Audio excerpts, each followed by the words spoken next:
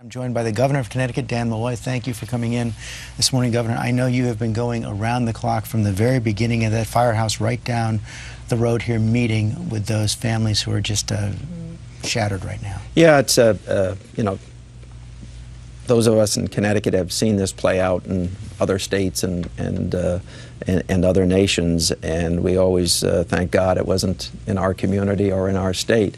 And obviously, when something like this happens, it's a gigantic shock to everyone.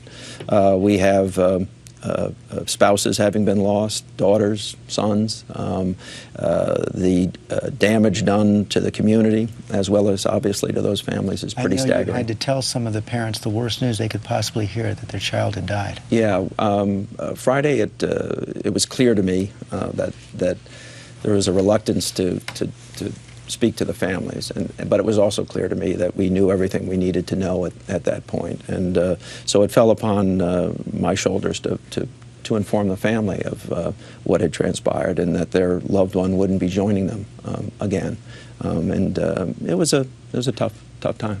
We are also, as Juju just reminded us, hearing stories of real bravery.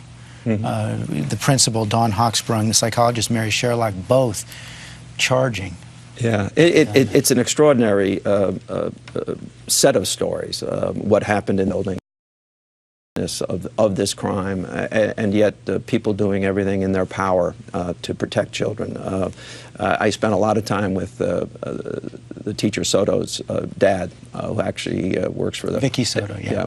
Works for the state of Connecticut. And there was, as those details were breaking, there was a sense of pride, but obviously profound loss, that she tried to shield children from the effects of those gun rounds. What more can the state do for this community right now? We're doing everything we can, and I've made it perfectly clear from the moment that we were notified that whatever resources are necessary to help the community restore itself as quickly as possible, including helping with school building, working with other communities to make sure that there's enough classrooms.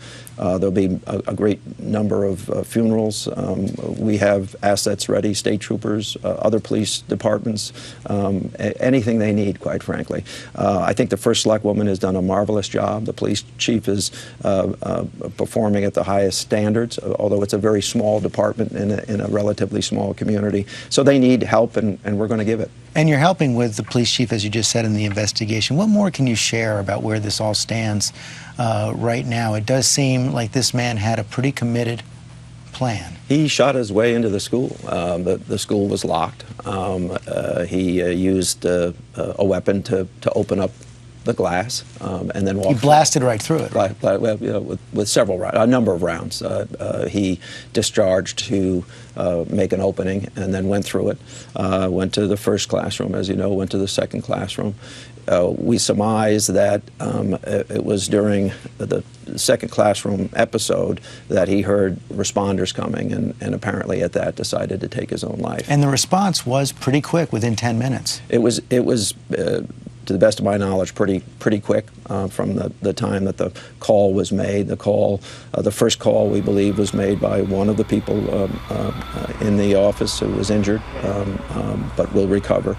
And then obviously additional calls were made after that. But you know, this sick fellow, you know, clearly mentally ill, killed his mother, proceeded to go on and kill a great number of people. You know, I know you've had to deal with emotional issues in your own family, and there's some statistics I've seen. Connecticut's public mental health system provides coverage for less than 1 in 5 Connecticut residents. Is there anything more that can or should be done to address these young men who are, you know, driven by demons? Well, actually, you know, I'm not sure which statistics you're using, but we have actually started a program well ahead of the changes to the national Medicaid policy. So we actually have 83,000 people covered in our state who wouldn't be covered in any other state right now. It's an expensive proposition, as you might imagine.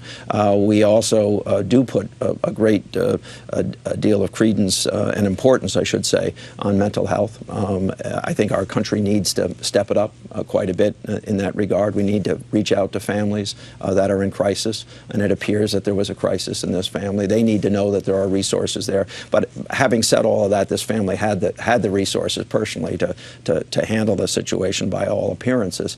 But you know, these are difficult issues. I think our nation needs to take a very different approach to mental health, and we need to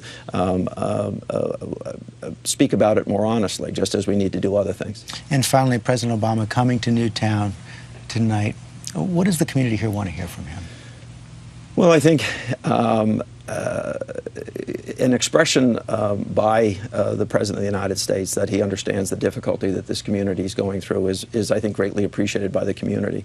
I think what motivates the President is his desire to touch the family members who want to have that conversation, who want to be assured that the President of the United States understands that the pain that they're suffering from.